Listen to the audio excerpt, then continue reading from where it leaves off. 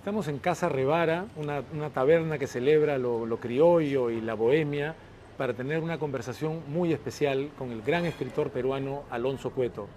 Recientemente publicó este libro, Palabras en el Mundo, que es una exploración y una celebración de la obra de Mario Vargas Llosa, y no sabíamos cuando acordamos esta conversación que iba a suceder la muerte del gran escritor peruano y universal. A 48 horas de su fallecimiento, Alonso Cueto tuvo la generosidad, siendo no solo un admirador, sino un amigo cercano de Vargas Llosa, mantener la conversación que habíamos acordado, de forma que ha terminado siendo no solamente una oportunidad de revisitar su obra, sino también de expresar admiración y gratitud por el inmenso legado que Vargas Llosa nos ha dejado. Acompáñenos en esta conversación.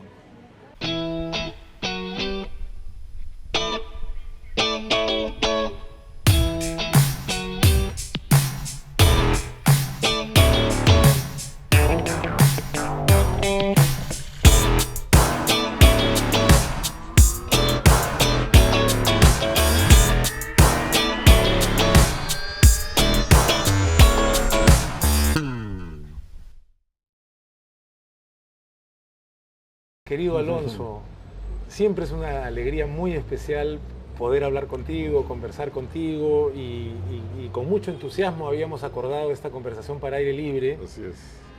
Y sin embargo es ineludible, una tristeza de verdad difícil de describir, Sí. porque estamos a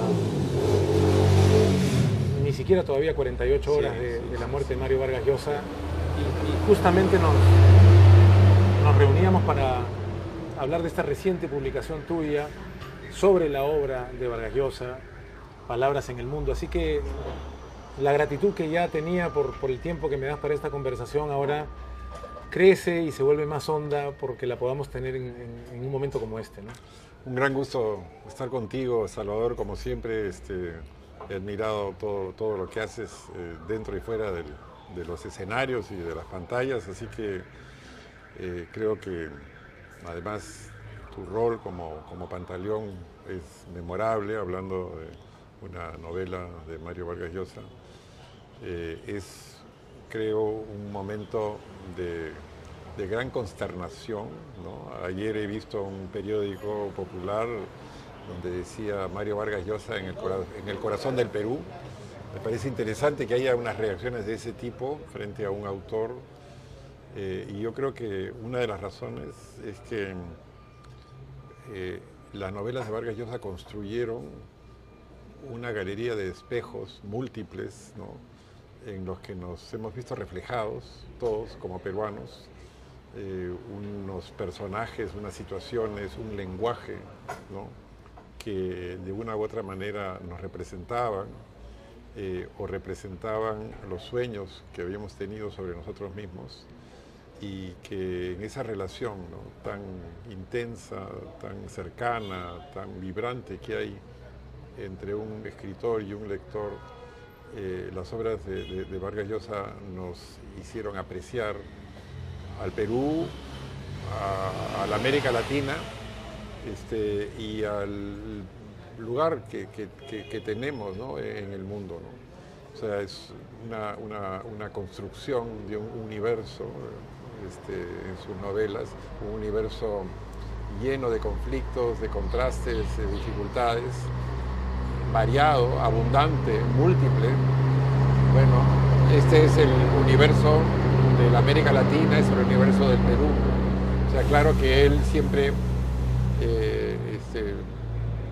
vivió en Europa a lo largo de los años, pero en el fondo yo creo que la raíz de su obra es una raíz esencialmente peruana y esencialmente latinoamericana, porque la América Latina y el Perú le dieron algo que él siempre buscó, que es los contrastes, la variedad, la infinitud de las diferencias, ¿no?, sociales y culturales, y que el retrato que él hizo de estas diferencias y de estos contrastes lo hizo con lenguajes múltiples, con lenguajes de todos tipos. Hay algo, me parece que fundamental, que ocurre cuando aparecen sus novelas en los años 60, ¿no? Y es que aparecen nuevos espacios, nuevos tiempos, nuevos lenguajes, nuevos personajes.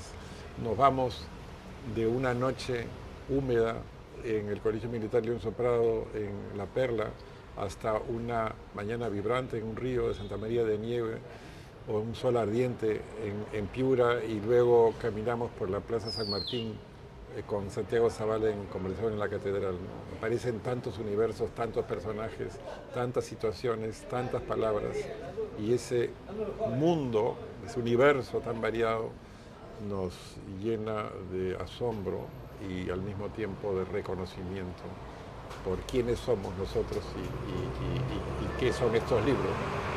Sí, hay, no es una novedad, ¿no? Por supuesto, hablar de la vocación y de la ambición, en el mejor sentido de la palabra, totalizante, ¿no? De abarcadora, de querer abarcarlo todo, ¿no? Así es, exactamente. Sí. Yo leo el título de tu libro, Palabras en el Mundo, que dices en las últimas páginas también que las palabras no son objetos inanimados, ¿no? Las palabras son acción en el mundo, sí. Y esa es una manera en que se va a mantener vivo el espíritu de un autor de la talla de Vargas Llosa. Seguro. Pero también pensaba en jugando con las palabras del título, en que puede decirse también el mundo en las palabras, ¿no? El mundo entero en las palabras de un autor como Vargas Llosa. En efecto, exactamente, eso tú lo has dicho muy bien.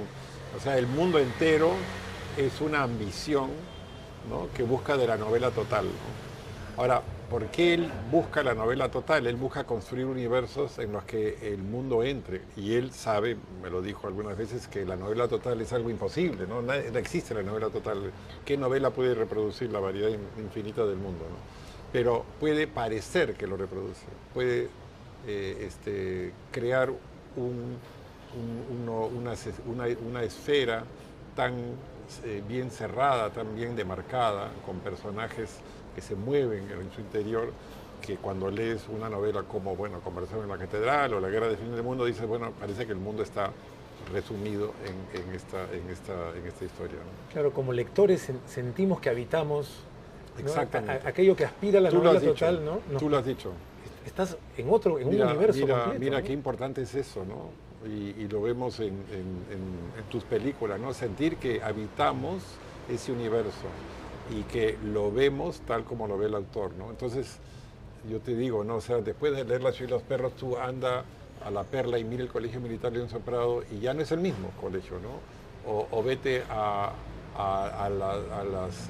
los desiertos de Castilla en Piura, ya no son los mismos desiertos, ¿no? O camina como Santiago Zavala por la Avenida Tacna y después por la Plaza San Martín, es otra, porque hay algo que ha hecho estas novelas, que han provocado que cambies tu manera de ver el mundo, tu visión de algunos escenarios, ¿no?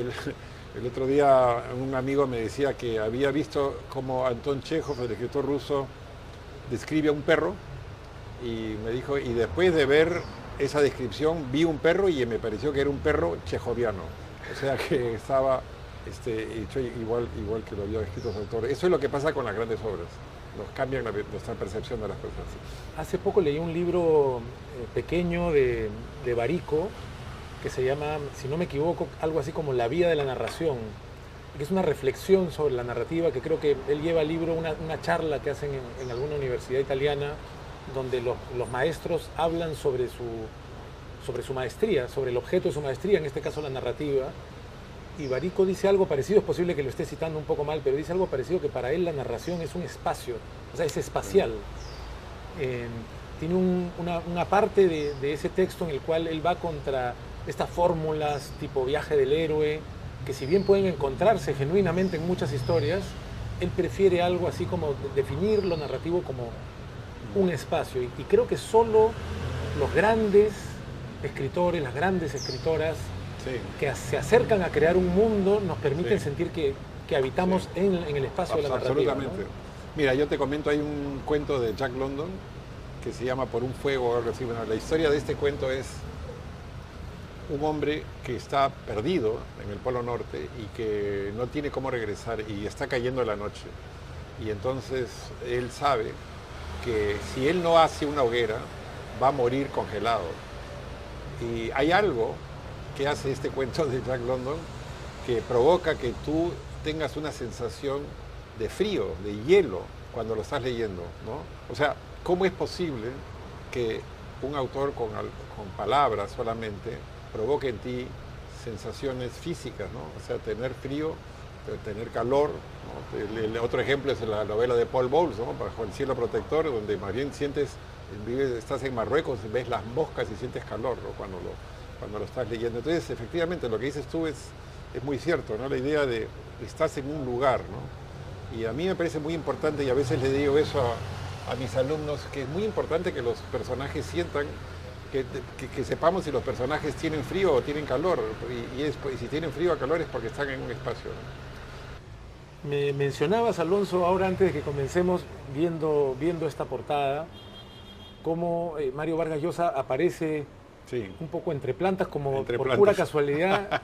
Estamos aquí en Casa Revara, que es esta casa taberna que celebra la bohemia, que celebra la música, un lugar que ha tenido la generosidad de acogernos. Sí. Y viendo a la distancia, hace poco leía, no me acuerdo dónde, alguien hablaba de algo que me pareció muy interesante, que decía como que la vida, el misterio de la vida solamente no puede aspirar a aproximarse entrecerrando los ojos, como se acerca uno al misterio, ¿no?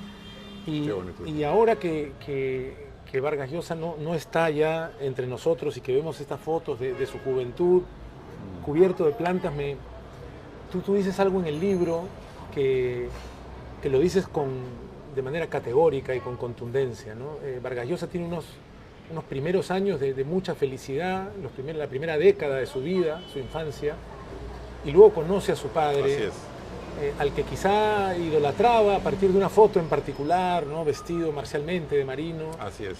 Y como él mismo cuenta también, ¿no? En El pez en el agua, su mundo se subvierte, ¿no? Y la figura paterna se convierte en una figura que temer, de la cual querer distanciarse. Y dices tú, sin la aparición de su padre a esa temprana edad y lo que significó, no habría sido escritor. Seguro, ¿no? Seguro que sí. Porque, y no habría sido el escritor que es, ¿no? Porque, en cierto modo, creo que un escritor, te pongo ejemplos, ¿no? Como Proust o como Conrad, ¿no? Un escritor, en cierto modo, es alguien que ha perdido un paraíso y que lo quiere recuperar. El Inca Garcilaso es otro ejemplo, ¿no? O sea, un escritor es alguien que vivió en un mundo paradisíaco, como muchos niños Borges también, y que lo pierde de repente, y que desde entonces busca a través de la ficción, de la imaginación y de la creación reencontrar ese paraíso perdido de una manera obsesiva, ¿no? Entonces, cuando aparece el padre de Vargas Llosa y se rompe este mundo ficticio en el que él vivía, que era un mundo armónico, donde la figura del padre era más bien la de un héroe que había viajado por el mundo y que tenía una gorra de marinera, se produce una escisión tan grande en su vida que él se entrega a la búsqueda, creo yo, desesperada de ficciones, ¿no? En las cuales recuperar la ficción que había perdido, ¿no? Entonces empieza a leer de una manera compulsiva y empieza a escribir de una manera pues también compulsiva, ¿no? Y esto además crea lo que yo creo es, lo que a mí me parece que es un tema esencial en la obra de Vargas Llosa, que es la idea de que todos los seres humanos venimos al mundo y se nos plantea un primer dilema, que es cómo confrontamos a la autoridad, al poder y a la ley. ¿Qué hacemos frente a la ley, ¿no? Y entonces el personaje, el niño, el joven Vargas Llosa, tiene dos respuestas. Una es confrontarlo, enfrentarlo, ¿no? Decirle, pelearse, confrontar a su padre, y el otro es evadirlo. Y lo mismo hacen sus protagonistas, ¿no? O sea, lo confrontan, lo enfrentan, ¿no? Como Alberto Fernández, que enfrenta a su padre, o lo evaden como el escribidor que está en otros universos. Entonces, yo creo que el tema de la ley, el tema de la autoridad está presente. Y toda la obra, ¿no?, de Vargas Llosa es un elogio al rebelde, es una épica del transgresor. El héroe es el que se rebela, el que no acepta. Y te comento algo, ¿no?, que es... Yo una vez estuve con él en Londres, bueno, no en Londres, sino en Warwick, en una universidad inglesa, y estuve ahí en la mesa presentando El sueño del Celta, en la traducción. Y al final los estudiantes en ese público le preguntaron, bueno, ¿y qué lecciones, qué podemos sacar de ese personaje, ¿no? Y entonces él les dijo, sean como Roger Casement, sean como Casement en la novela, protesten, rebélense, no se resignen a las cosas que hay, ¿no? La injusticia en el mundo es tan grande, hay que pelear contra la injusticia. Y yo creo que eso es algo que de una u otra manera aparece en todas sus novelas, ¿no? Hay que rebelarse, hay que protestar, no hay que resignarse, hay que pelear.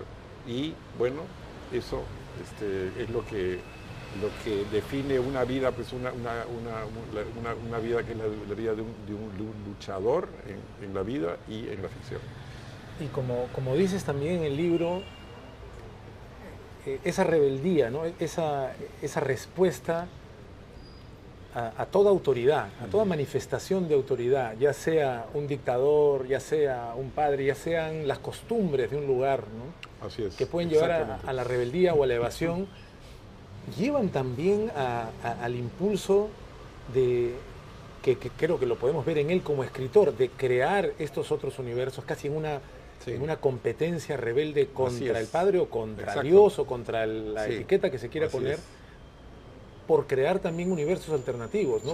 Muchos de sus protagonistas buscan crear, tienen este impulso utópico también, ¿no? Absolutamente. Mira, hay un tema acá muy importante, creo yo, que es el tema moral, ¿no? Hay una moral en sus personajes, ¿no? Y es un poco la idea del rebelde, pero un rebelde no un rebelde sin causa, sino un rebelde con una causa, ¿no?, que tiene que ver con una idea de la utopía, ¿no? Todavía es posible, ¿no?, rebelarse para llegar a un mundo utópico, ¿no? Entonces,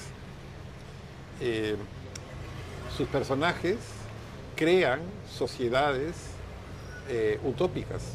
Pantaleón crea las visitadores. Eso es una sociedad utópica que funciona a la perfección. Una mini sociedad, pero es una sociedad. El consejero, ¿no?, crea a los descastados del Brasil, ¿no? Brunelli, ¿no?, crea a los cruzados, que son un grupo que quiere defender los balcones de Lima porque los están destrozando, ¿no? Entonces, hay comunidades utópicas acá con unos ideales morales, éticos, de convivencia, ¿no? ¿Qué quiere hacer Azpilicueta en su última novela, ¿no?, y Le dedico mi silencio? Bueno, quiere escribir libros que puedan demostrar que el arte popular, la música criolla, incluyendo la bochafería, que es un desborde de sentimentalidad, puedan reconciliarnos, reintegrarnos, anular nuestras diferencias, y que en ese espacio se integren gentes de todas las clases sociales, blancos, negros, andinos, pobres, gente de clase media y ricos, y que ese espacio, ¿no?, que crea el arte popular sea un espacio de la utopía del reencuentro, ¿no? Entonces, me parece interesante comparar esto con su afición al Quijote, ¿no? Sus personajes son quijotescos, ¿no? Quieren buscar la utopía, quieren buscar desfacer en tuertos como el Quijote, provocar justicia, pero al final siempre se enfrentan con una realidad que los destruye. Eso no significa que los destruya del todo, porque en la siguiente novela van a aparecer nuevos personajes que van a seguir buscando nuevas utopías, y así puede entenderse también la obra de Vargas Llosa. Y si bien creo que es bastante pronunciado el acento en este tipo de héroes o heroínas, ¿no? Estas búsquedas que, como tú decías, resultan épicas por aquello que se quiere lograr y aquello que se enfrenta para poder lograrse. Creo que se habla menos de un aspecto que no se restringe a lo individual. O sea, son héroes que tienen una visión de comunidad. Así es. No, no es solamente el individuo con el que Seguro. se le podía, ¿no?, identificar a él como Sí. alguien políticamente liberal, Muy cierto. que el énfasis está en el individuo, sino que es un Sí. individuo que tiene en la mente tiene un tipo de comunidad, ¿no? Un grupo. Mira que los grupos son bien importantes, eso que hemos dicho ahora. Y yo creo que esas son las mini sociedades. Y yo creo que el sentido tribal que había en su vida, con toda esta familia del lado de su madre, la familia de los Llosa, se traslada a su obra, creando estas comunidades donde todos de una u otra manera se relacionan entre sí, ¿no? O sea que yo creo que la idea de la familia, que el padre amenaza, porque el padre de Vargas Llosa acusa a los Llosa de engreírlo, de mimarlo, etc. O sea que el padre es una amenaza a ese mundo, pero ese mundo familiar, tribal, armónico, reaparece convertido en un ideal utópico en sus novelas, y eso también es una compensación frente a la amenaza del padre, ¿no? O sea que es muy cierto. O sea, claro, hay un tema del individuo, pero hay un tema colectivo en su obra también. Los del círculo, ¿no? En La ciudad de los perros. La ciudad de los perros, ¿no? Así que, por otro lado, me parece interesante también, volviendo al Quijote, que en Vargas Llosa hay una exploración de la amistad, ¿no? Somos amigos, ¿no? Alberto y el esclavo, ¿no? El teniente Silva y Lituma. Son ejemplos, ¿no?, modelos trasladados del Quijote y Sancho, ¿no? Sancho es amigo del Quijote, es un complemento, ¿no? Y en cierto modo en esas amistades siempre hay alguien que es más utópico y alguien que es más realista, ¿no? O sea, en cierto modo, la niña mala es una persona quijotesco, que quiere vivir muchas vidas, y Somocurcio, su pareja, es un Sancho que la regresa a la realidad, ¿no? Así que tú puedes ver ahí esa exploración de la dualidad que tiene que ver también con esos modelos. O sea que tú ves, ¿no?, con el Quijote, con Flaubert, con Víctor Hugo y con Faulkner, ves ahí algunas coordenadas. A pesar de que lo supiéramos, no deja de ser impresionante ahora que Vargas Llosa ya no está con nosotros, mirar hacia atrás y ver lo descomunal de su obra. Sí. Y más allá de que sin duda será recordado, y creo que no es casualidad que cerca del final de su vida haya sido incorporado a la Academia Francesa con el título de Inmortal, que creo que acompaña esas obras imperecederas, Vargas Llosa también tuvo un rol político importantísimo, ¿no? No solamente aspiró a la presidencia. De hecho, cuando yo tenía 19 años, yo voluntariamente me apunté para ser personero de la propuesta que él trajo, de esa propuesta refrescante, valiente, que trajo a finales de los 80s y comienzos de los 90, que no pudo ganar. Entonces, creo que sin duda, si hay que elegir un apellido, digamos, que acompaña a Vargas Llosa, un adjetivo, es escritor, ¿no? Pero no es poco lo que hizo políticamente a nivel de sus ensayos, de sus pronunciamientos. Seguro. Creo, tú estarías de acuerdo en decir que si Vargas Llosa no habría sido el escritor que fue debido a la presencia de su padre, de alguna manera la esencia de su ímpetu político también tiene una relación con Seguro. eso. Yo creo que tienes toda la razón en eso. La idea de el descubrimiento de la fuerza, de la autoridad, del poder, bueno, tan duro, ¿no? tan brutal del padre, también forma parte de una educación por la lucha política, digamos, a lo largo de su vida, ¿no? Y de una u otra manera cito un título suyo, ¿no? Contra viento y marea, ¿no? O sea, digamos, a oponerse, disputar, discutir, ¿no? Las ideas que están en boga en ese momento fue algo que lo caracterizó, ¿no? como político, ¿no? Entonces, de ahí un comienzo, ¿no? Como un socialista, aficionado, digamos, seguidor de Fidel, y luego con las evidencias de los abusos, dogmas de la Revolución Cubana, bueno, un cambio hacia una ideología liberal. Pero en cada momento, o sea, en muchos momentos, Mario Vargas Llosa demostró una integridad y una capacidad para decir cosas que puedan resultar incómodas incluso para sus anfitriones. Seguro, sí.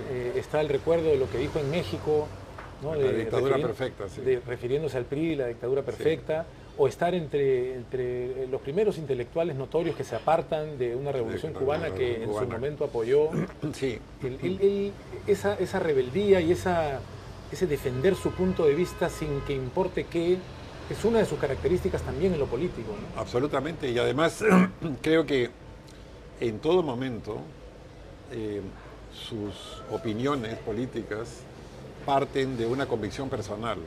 O sea, él, digamos, ha alzado la voz para decir lo que piensa, pero nunca por oportunismo, por una convicción dogmática o ideológica, sino porque realmente pensaba eso, ¿no? Hay un momento en el que él recuerda en el que Sartre, que era un hombre de izquierda, se entera de que en la Unión Soviética hay abusos y campos de concentración, pero les dice a sus seguidores, no hay que difundir eso porque le damos armas al enemigo, ¿no? Y eso es algo que Mario jamás habría hecho, ¿no? Él, digamos, él siempre contaba la verdad. Y contar la verdad en política es una mala idea, muchas veces, porque la gente no quiere la verdad en la política, la gente también quiere la ficción. Entonces es curioso cuando él hace la campaña política para la presidencia, dice la verdad, ¿no? Y es que va a haber un shock, ¿no? Entonces tal vez pierde la elección por decir la verdad, mientras que Fujimori dijo que no iba a haber un shock, pero cuando ganó lo hizo. Pero incluso como ciudadano y como intelectual público que fue, ¿no? No me parece que haya tenido temor a la impopularidad. Sí, ¿no? Y hay un modelo, ¿no? Que es el de la literatura francesa, porque Émile Zola, ¿no? Defiende a Dreyfus, en el caso Dreyfus, a fines del siglo XIX, y escribe, ¿no? Esta famosa documento J'accuse, ¿no? Y los enemigos de Zola le dicen, lo que pasa es que él es un intelectual, y Zola asume ese término no como un insulto, sino como un elogio, ¿no? Sí, soy un hombre del intelecto, soy un hombre que piensa, ¿no? Y de una u otra manera, en la tradición francesa, esa palabra intelectual se convierte en el sinónimo de alguien que es un escritor, que es un pensador, pero que también es una conciencia moral de la sociedad, ¿no? Entonces, ya Víctor Hugo había entrado en el sido político, Zola es un político, y luego Mario escucha, cuando está en París, un discurso de André Malraux que lo impresiona mucho. André Malraux, bueno, que es también un gran escritor, pero que dio este gran discurso en una plaza en París, y ahí creo que se afina su idea de que el escritor debe no solamente usar las palabras, sino, como dice Santiago Zavala en Conversación en la Catedral, pasar a la acción, ¿no? Esto es lo que hace, creo yo, su ideología. Ahora, y aquí, bueno, obviamente hablo también a título personal, y creo que también inspirado en cosas que creo que Vargas Llosa deja por su conducta, es decir, esta rebeldía, esta integridad, esta capacidad de decir cosas sin que importe si resultan incómodas. Yo sentí también, así como el entusiasmo y la ilusión con la cual me inscribí para ser personero y estar todo el día en una mesa de votación para defender su candidatura, yo me sentí sorprendido e incluso decepcionado cuando en el último tramo de su vida, políticamente, comenzó a apoyar causas, no por el hecho de que yo discrepara de ellas, sino porque sentía que Vargas Llosa discrepaba de sí mismo, que discrepaba de las banderas que él había defendido con tanta integridad. ¿Crees tú que hay algo paradójico, contradictorio en el hecho de que si el origen del escritor y el origen también, si no del político, que creo que también, pero por lo menos del ciudadano, porque creo que Vargas Llosa no solo fue político, fue cívico, hay alguna contradicción en oponerse al padre y a la autoridad, sobre todo a la autoridad represora, y el hecho de que haya terminado también apoyando, por contraste o porque considerara que fuera el mal menor, a candidaturas como la de Bolsonaro, que extraña, es nostálgico de la dictadura, como candidaturas como la de José Antonio Kast en Chile, que también lo veo nostálgico de la propia dictadura pinochetista, o la de Keiko Fujimori, no solamente por el hecho de ser hija de Alberto Fujimori, que representó todo lo que él detestaba políticamente, sino que también tiene un comportamiento que no siempre parece importarle, la salud democrática. ¿Crees que de alguna manera, hacia el final de su vida, Vargas Llosa deja de combatir a ese padre y esa autoridad y comienza a estar más cerca de una mirada como la de ese tipo de padre? Bueno, mira, en los casos que mencionas, ¿no? En los apoyos a esos personajes, bueno, a los que mencionas, yo veo, bueno, me parecía, ¿no? Que había una apuesta por no las personas, sino por las doctrinas políticas. O sea, que él, digamos, le parecía que la izquierda iba a ser una ruina para estos países, ¿no? Entonces, él procedió, bueno, de acuerdo con esas convicciones.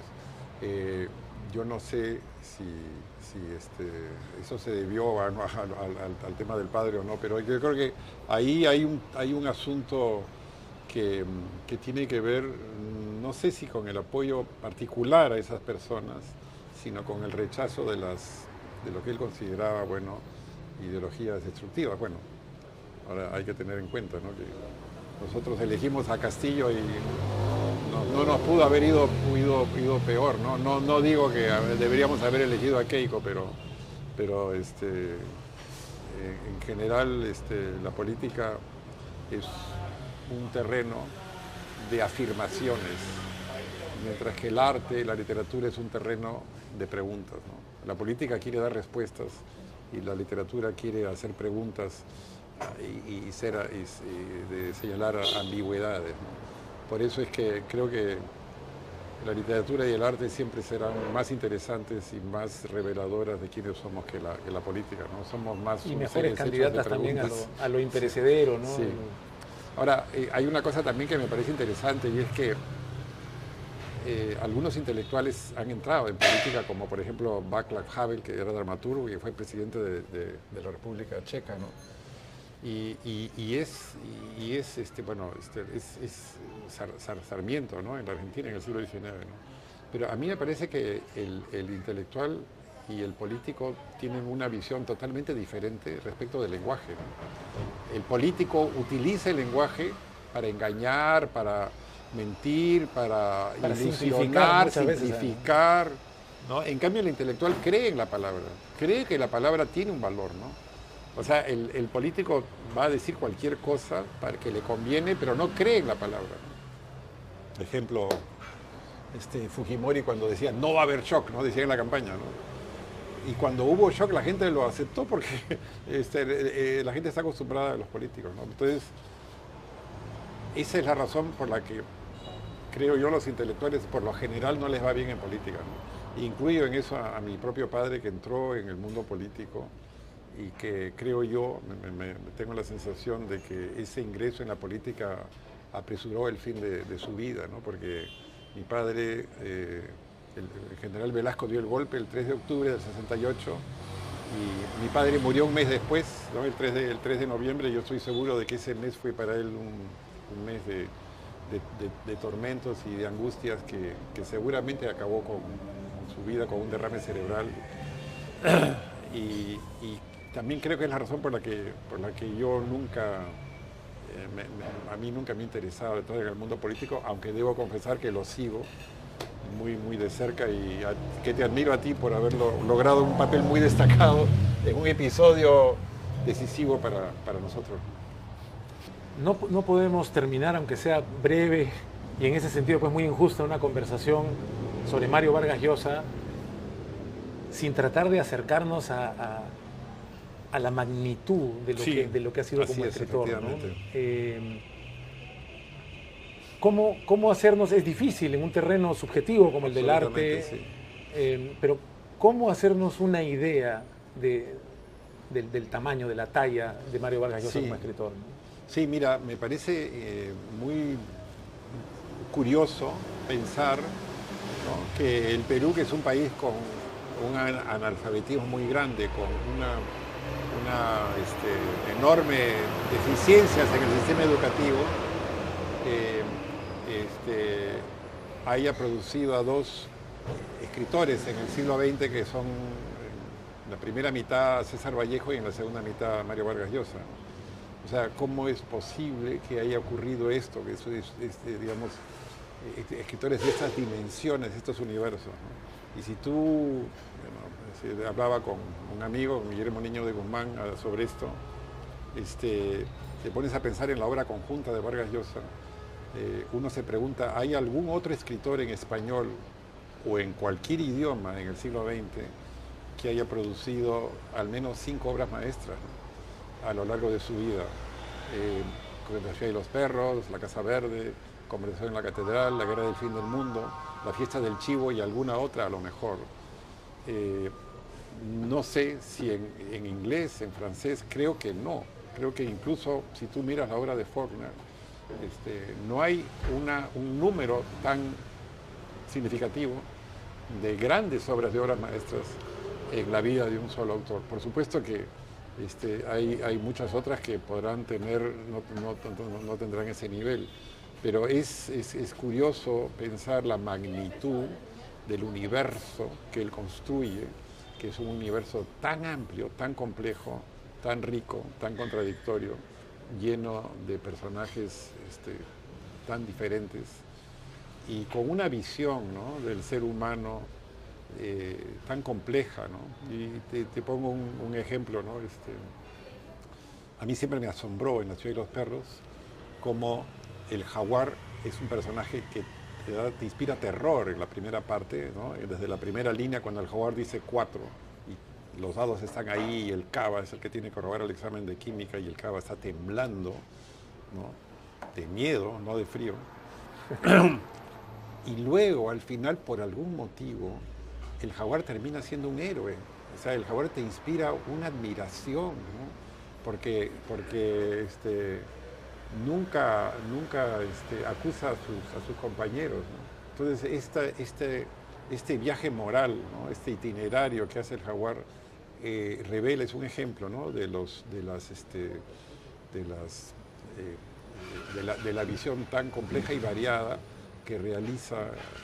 Otros ejemplos de ese viaje, bueno, son Urania, ¿no?, que se convierte en una mujer poderosa después de haber sido una víctima, ¿no?, o incluso la niña mala, que después de todas esas aventuras se convierte en una esposa ejemplar al final de la novela, ¿no? Entonces hay que ver las dimensiones de complejidad que tienen estos personajes. Y estos personajes viven con nosotros. Y cuando yo escribí este libro, yo sentía que ahí estaban junto a mí, mirando lo que escribía, corrigiéndome, dándome consejos, el jaguar, el consejero, ¿no?, Alberto, Santiago Zavala, ¿no?, y que a veces aprobaban o desaprobaban de lo que yo iba escribiendo. Han sido mis mejores amigos y espero verlos otra vez en algún momento. Creo que como conversábamos al principio, los seres humanos, perteneciendo al reino animal, tenemos pues esta particularidad de ser seres capaces de crear herramientas que luego alteran el mundo y que por lo tanto terminan alterándonos a nosotros, Así es, sí, ¿no? sí. Siendo más específicos, entre estas creaciones, ya no herramientas, quizá alguien podría pensar también que lo son, los grandes creadores, los grandes artistas, en particular en el mundo de la literatura, y entre los grandes no hay ninguna duda que estará siempre Mario Vargas Llosa, crean un mundo que luego nos transforma también. Y por lo tanto se hacen parte de nuestro mundo. Sí. Ayer me parece que leía un texto de Enrique Krauss, que decía un poco parafraseando creo que un canto, un texto religioso judío. O sea, si Vargas Llosa solo Sí, hubiera, muy ¿no? bonito, sí. Si solamente nos hubiera Así dado dijo, sí, sí. eh, Sus novelas. su obra, sus novelas, sería más que suficiente, ¿no? Sí. Si solo nos hubiera dado sus novelas y sus ensayos, sería más que Así es. suficiente. Si sobre sus ensayos además nos hubiera dado su intento generoso también, con toda esa obra de participar en la política, de ser una voz pública, una conciencia, una referencia, sería más que suficiente. El vacío que se siente palpable en estos días y que se seguirá sintiendo, que deja Vargas Llosa, Sí. es difícil de siquiera difícil de imaginar, medir, por ¿no? supuesto. De medir. Sí. Tú que eres Sí. un escritor y un maestro escritor Ay, gracias. y que has sido un gran amigo además de Mario Vargas Llosa, no puedo dejar de agradecerte la generosidad que a solo 2 días de su muerte Sí. hayamos mantenido esta conversación que podríamos haber cancelado, pero que creo que al mismo tiempo hemos hecho, y casi me atrevo a decir que hemos celebrado para honrar Sí. a un verdadero grande. Sí, ¿no? porque para mí es un momento muy, muy duro. Sabíamos que tenía una enfermedad que avanzaba, que esto tenía que ocurrir más pronto que tarde, y al mismo tiempo esperábamos que nunca ocurriera, ¿no? Esperábamos que nunca se fuera de nosotros. Ha sido, digamos, una presencia, una compañía, ¿no? Sus conversaciones, sus historias, los chistes que contaba historias, contaba anécdotas todo el tiempo. Era un gran contador, pero por eso pienso que no solo contaba historias en novelas y en cuentos, sino también en las conversaciones, ¿no? Y siempre le parecía que, esto lo dijo muchas veces, que no hay nada más difícil que contar una historia bien contada. Así que me he sentido muy, muy afectado, pero al mismo tiempo yo te agradezco por la ocasión de revivirlo en esta reunión que tenemos contigo, y que tú has sido también parte de todo este universo de lectores, ¿no? Yo creo que Mario fue el mejor amigo del Perú. Construyó un país en sus novelas, nos dijo siempre lo que pensaba y nos sostuvo en muchas de las veces que había que protestar por algo, y él protestó mejor que cualquiera. Y bueno, lo vamos a extrañar, y al mismo tiempo lo vamos a volver a ver. Yo me encanta ahora releer sus novelas. Cada vez que las releo pienso que son novelas distintas y mejores, y cuando eso pasa siento que él sigue escribiendo y sigue estando con todos nosotros. Te agradezco mucho, querido Alonso, y entonces Un gran abrazo. cerramos esta conversación agradeciéndote y en gratitud y homenaje a un grande como Mario Vargas Llosa. Sí, encantado de estar contigo, Salvador, y gracias a todas nuestras compañeras que están con nosotros. A todo el equipo, gracias Margarita, gracias Ana, hermosa. Bueno. Y no hay que darle las gracias a los ómnibus, los camiones. Siempre hasta pronto. Gracias, encantado. Gracias, querido Alonso.